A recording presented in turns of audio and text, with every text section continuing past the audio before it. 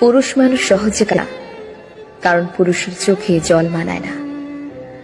জন্মের পর তাদের মাথায় ঢুকিয়ে দেওয়া হয়, যত কষ্টই হোক তোমার চোখে জল আনা যাবে না। নারীরা হুটহাট কেঁদে উঠতে পারে, নারীরা রাগে কাঁদে, অভিমানে কাঁদে, কষ্টেও কাঁদে, কিন্তু পুরুষ কখনো অভিমান কিংবা রাগে কাঁদে না। নারীর চোখের জলে ছলনা থাকলেও পুরুষের চোখের জলে কোনো ছলনা নেই। তবুও যদি কোনো পুরুষ কাঁদে, তবে বুঝতে হবে সে বড় কষ্টটাই পেয়েছে এবং সে আসলেই কাঁদছে। পুরুষ কান্নার অভিনয় করতে পারে না। পুরুষের কান্নার দৃশ্য ভয়াবহ। পুরুষের কান্নার কারণ তীব্রতার হয়। তবুও পুরুষেরা কাঁদে।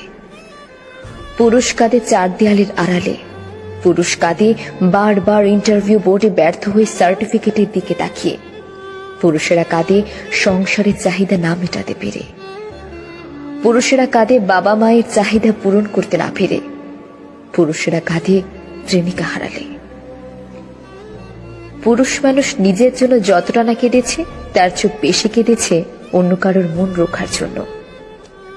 পরিবার, বাবা মা, ছেলে মেয়ে কিংবা প্রেমিকার আবদার পূরণ করার জন্য পুরুষের চোখের জল মাটিতে ফেলতে হয়, যা অনেক প্রেমিকাই জানে না।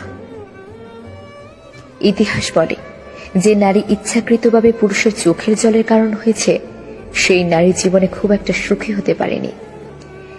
এটা নয় কোনো পুরুষের অভিশাপ, এটা পুরুষের চোখের জলের কারণ আর দীর্ঘশ্বাস।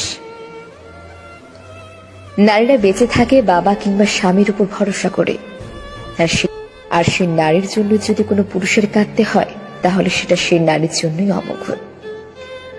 পুরুষের চোখের জল বিফলে যায় না, প্রকৃতিই তার প্রতিদান দেয়। তবুও পুরুষেরা বীর। দিন শেষে একটা পরিবার, বাবা মা কিংবা একটা নারীর বেঁচে থাকার শক্তি। পুরুষকে কাঁদিয়ে যে নারী জীবনে বড় হতে চেয়েছে, তার সারা জীবন ভাঙতে ভাঙতে গেছে। কারণ একটা নারীর জীবনে স্রষ্টার পরই একজন পুরুষের স্থান।